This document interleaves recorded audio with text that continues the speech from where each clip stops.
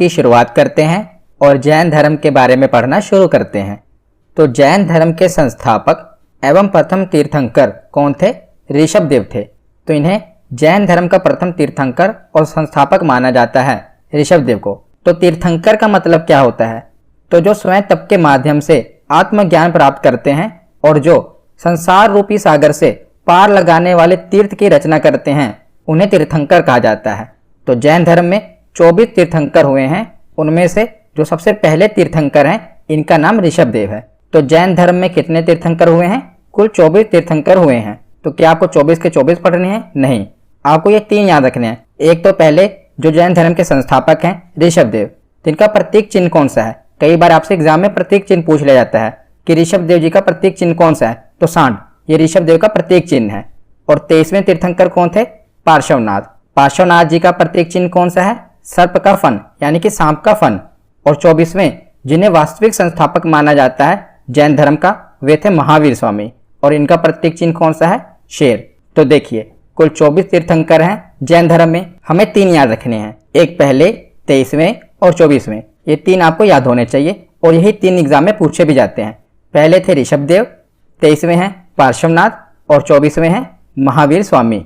तो जो 23वें तीर्थंकर थे जैन धर्म के, ये पार्श्वनाथ थे और इन्होंने झारखंड के सम्मेद शिखर पर इन्हें ज्ञान की प्राप्ति हुई थी। कहाँ पर?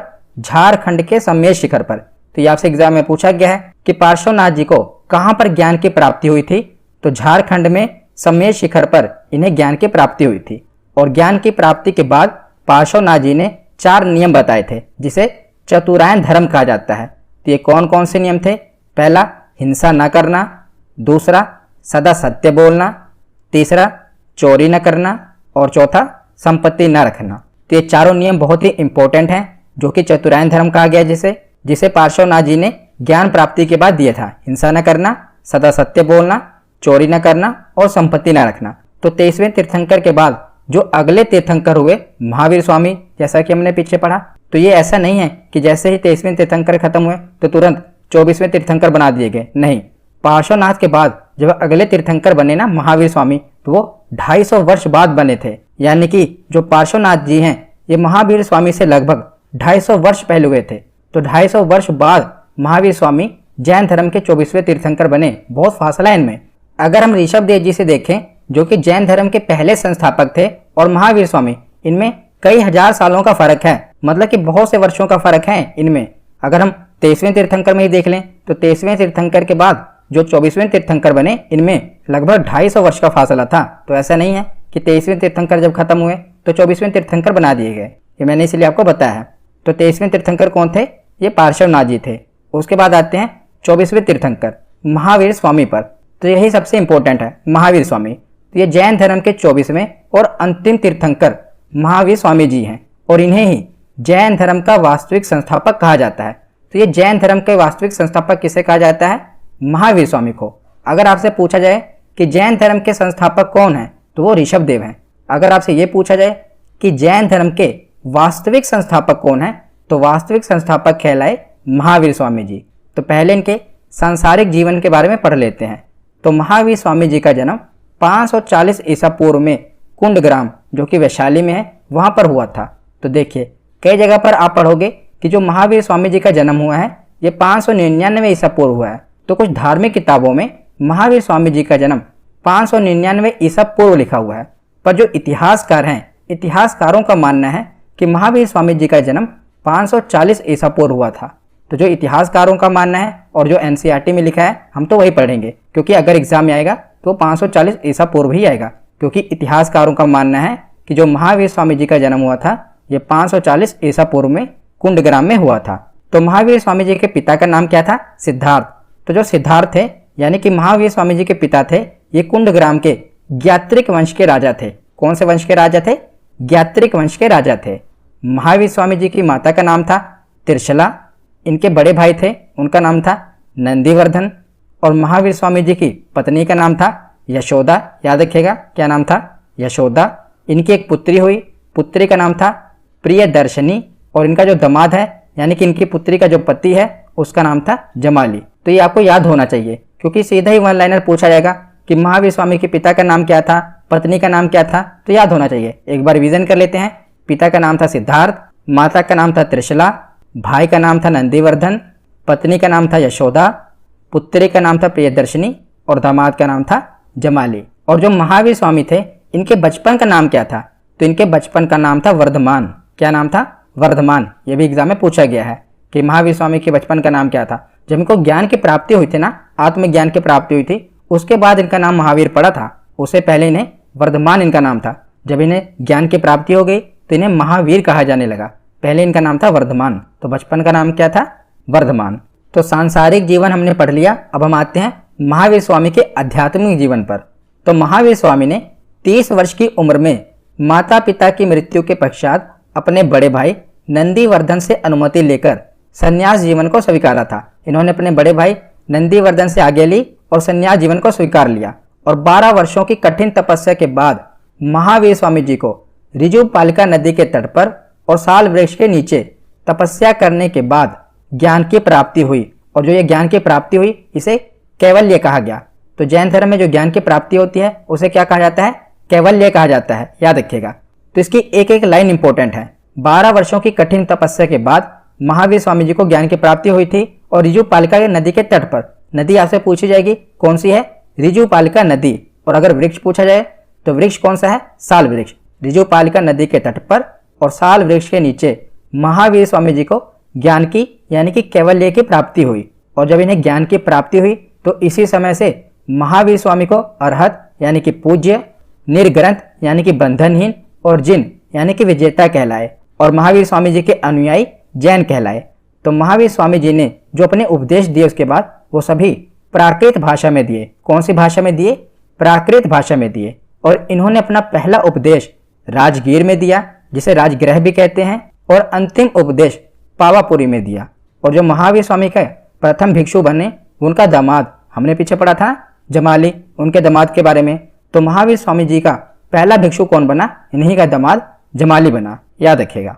उसके बाद देखते हैं कि जब महावीर स्वामी जी को ज्ञान की प्राप्ति हो गई यानी कि कैवल्य की प्राप्ति हो गई तो इन्होंने कुल 5 नियम बताए जिसे पंचायन धर्म कहा गया। हमने पीछे पढ़ा था कि जब पार्श्वनाथ जी को ज्ञान की प्राप्ति हुई थी तो इन्होंने 4 धर्म बताए थे जिसे चतुरायन कहा गया।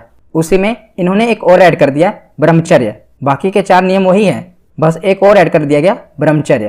पहला है हिंसा न करना, दूसरा है सदा सत्य बोलना, तीसरा है चोरी न करना और चौथा है संपत्ति न रखना। ये तो हमने पीछे भी पढ़ा, पर इसमें एक और ऐड कर दिया गया, ब्रह्मचर्य। तो ये 5 नियम महावीर स्वामी जी ने बताए।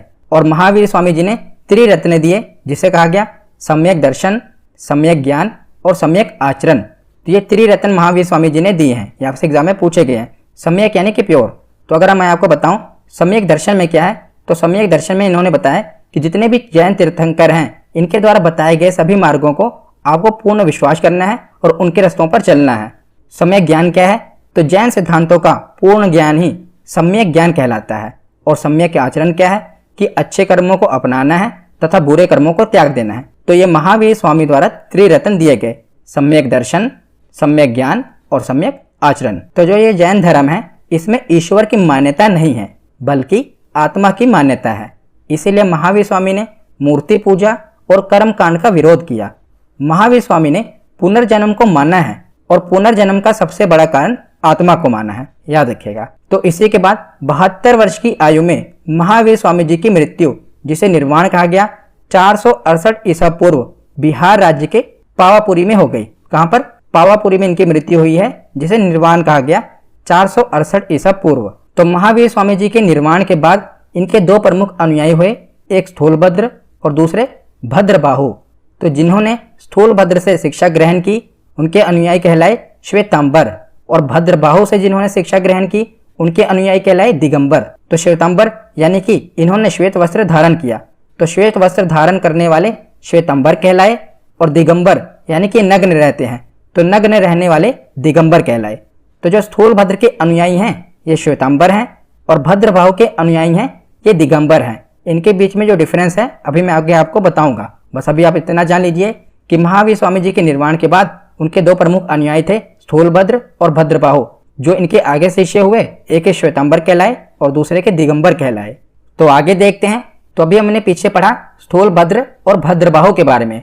तो स्थूलभद्र और भद्रबाहु ये दोनों ही मगध महाजनपद में आगे अपना प्रचार प्रसार कर रहे थे जैन धर्म के बारे में। तो महाजनपद वाले वीडियो में हम महाजनपदों के बारे में पढ़ेंगे। अभी आप बस इतना जान लीजिए कि मगध महाजनपद में ये दोनों अपना आगे प्रचार प्रसार कर रहे थे। पर क्या हुआ कि मौर्य काल में 12 वर्ष का भीषण अकाल पड़ा, जिसके कारण क्या हुआ कि जो भद्रबाहु हैं ये अपने अनुयायियों के साथ दक्षिण भारत के कर्नाटक चले गए।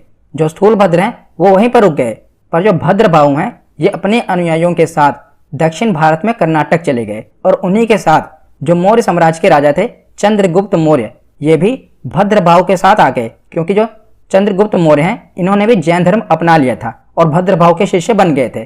तो चंद्रगुप्त मौर्य भी इन्हीं के साथ आ गए और इन्होंने कर्नाटक के श्रवणबेलगोला में संलेखना विधि के द्वारा अपने प्राण त्याग दिए। किसने प्राण त्याग दिए?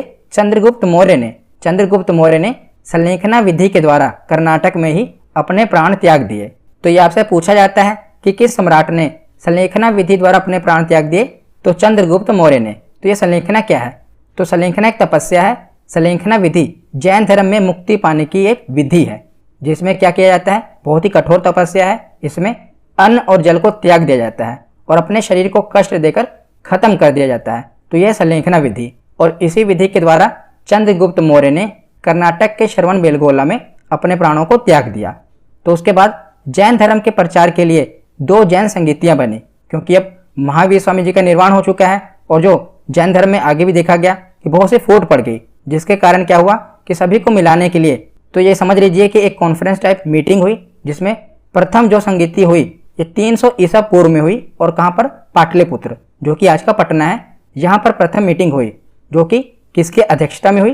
तो स्थूलभद्र के अध्यक्षता में हुई। और जो दूसरी जैन संगीति है ये 6ठी शताब्दी, अगर हम एग्जैक्ट बोलें तो 512 ईस्वी में वल्लभी, जो कि गुजरात में है, वल्लभी में हुई। और यह किसकी अध्यक्षता में हुई? तो क्षमा श्रवण के अध्यक्षता में हुई। पहली मीटिंग कब हुई थी? 300 ईसा पूर्व, और दूसरी 6ठी शताब्दी में। यानी कि अगर हम 6ठी शताब्दी देखें तो लगभग 900 वर्षों का टाइम लग गया। इसीलिए जो जैन धर्म का प्रचार प्रसार था इतना नहीं हो पाया। देख ही रहे हैं आपकी पहली जो संगति हुई ये 300 ईसा पूर्व हुई थी, और दूसरी 6ठी शताब्दी में। अगर हम 6ठी शताब्दी माने 300 ईसा पूर्व तो 300 पीछे वो हो गया, 600 यहाँ पर, 900 वर्ष लग गए दूसरी जैन संगति होने में। इसीलिए जैन धर्म का इतना प्रचार प्रसार नहीं हो पाया। और जैन धर्म के कुछ राजाओं की बात करें तो कौन कौन से राजा हैं? एक है उदयन, वंद राजा, चंद्रगुप्त मौर्य, हमने पीछे पढ़ा ही अभी कि इन्होंने संलेखना विधि द्वारा अपने प्राण त्याग दिए। इन्होंने भी जैन धर्म को अपना लिया था। तो ये भी चंद्रगुप्त मौर्य भी थे जैन धर्म के। कलिंग नरेश खारवेल, राष्ट्रकूट राजा अमोघवर्ष और चंदेल शासक, ये कुछ प्रमुख अनुयायी हैं जो कि जैन धर्म के प्रमुख राजा हैं, इसलिए इंपॉर्टेंट है, याद रखिएगा। तो आगे अब हम श्वेतांबर और दिगंबर में अंतर देख लेते हैं। तो श्वेतांबर देखते हैं तो इसे स्थूलभद्र ने प्रारंभ किया और दिगंबर को इसे भद्रबाहु ने प्रारंभ किया। पहला पॉइंट तो ये हो गया। दूसरा, जो श्वेतांबर हैं ये सफ़ेद वस्त्र पहनते हैं और जो दिगंबर हैं ये निर्वस्त्र रहते हैं, यानी कि कोई भी वस्त्र नहीं पहनते। तीसरा पॉइंट, जो श्वेतांबर हैं वो कहते हैं कि महिलाओं को मोक्ष मिल सकता है, पर जो दिगंबर हैं वो कहते हैं कि महिलाओं को मोक्ष नहीं मिल सकता। उनका ये मानना है कि जो महिलाएं हैं ये निर्वाण को प्राप्ति नहीं कर सकती, पहले इनको अच्छे कर्म करने पड़ेंगे तो अगले जन्म में ये पुरुष बनेंगी, तो पुरुष बनने के बाद इनको निर्वाण मिलेगा। तो दिगंबर का मानना है कि महिलाओं को मोक्ष नहीं मिल सकता, अगर उन्हें मोक्ष की प्राप्ति करनी है तो अच्छे कर्म करने पड़ेंगे, उसके बाद उन्हें पुरुष की योनि मिलेगी। तो जब पुरुष की योनि मिलेगी उसमें वो अच्छे कर्म करेंगे तब उनको निर्वाण की प्राप्ति होगी। तो ये दिगंबर का मानना है कि महिलाओं को मोक्ष नहीं मिल सकता, और श्वेतांबर के अनुसार महिलाओं को भी मोक्ष मिल सकता है। चौथा पॉइंट है, श्वेतांबर का मानना है कि जो 19वें तीर्थंकर हुए जैन धर्म के मल्लीनाथ, वो एक महिला थी, पर जो दिगंबर हैं उनका मानना है कि जो 19वें तीर्थंकर थी मल्लीनाथ वो पुरुष थे, क्योंकि इनका तो मानना है ना कि महिलाओं को मोक्ष ही नहीं मिल सकता, तो जो इनके तीर्थंकर हुए वो कैसे महिला हो सकती हैं? तो इनका कहना है कि वो महिला नहीं थी, वो पुरुष थे। पर जो श्वेतांबर हैं उनका मानना है कि वो एक महिला थी। इनमें ये भी विवाद है, इसलिए याद रखना। उसके बाद 5वां पॉइंट है, श्वेतांबर के अनुसार जो महावीर स्वामी थे वो विवाहित थे, पर दिगंबर मानते हैं कि महावीर स्वामी विवाहित नहीं थे। ये भी बहुत बड़ा मतभेद है कि महावीर स्वामी विवाहित थे, श्वेतांबर का मानना है, पर दिगंबर कहते हैं कि महावीर स्वामी विवाहित नहीं थे। तो ये कुछ अंतर हैं जो कि श्वेतांबर और दिगंबर में है, मैंने आपको बताया। उसके बाद आगे चलते हैं, तो आगे देखते हैं जैन साहित्य। तो जैन साहित्य किसी एक काल की रचना नहीं है, इसका संकलन भिन्न भिन्न कालों में हुआ है। जैसा कि हमने पढ़ा कि ऋषभ देव से लेकर महावीर स्वामी तक कई वर्षों का फर्क है, तो ये किसी एक काल की रचना नहीं है। और जैन साहित्य को आगम कहा जाता है। आगम यानी कि सिद्धांत।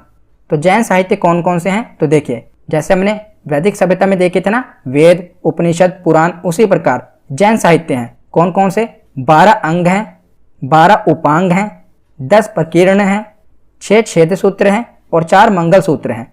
जिनके साहित्य हैं। तो आपसे ऐसा पूछा जा सकता है कि जैन धर्म में कितने अंग हैं या जैन धर्म में कितने छेद सूत्र हैं? तो 12 अंग, 12 उपांग, 10 प्रकीर्ण, 6 छेद सूत्र और 4 मंगल सूत्र, ये जैन धर्म के साहित्य हैं। नंबर आपको याद होने चाहिए। उसके बाद आगे देखते हैं प्रमुख जैन मंदिर। तो मौर्य काल में मथुरा जैन धर्म का प्रमुख केंद्र था। मौर्य काल की बात हो रही है, उस समय मथुरा जैन धर्म का प्रमुख केंद्र था और मथुरा की कला का जो संबंध है ये जैन धर्म से है।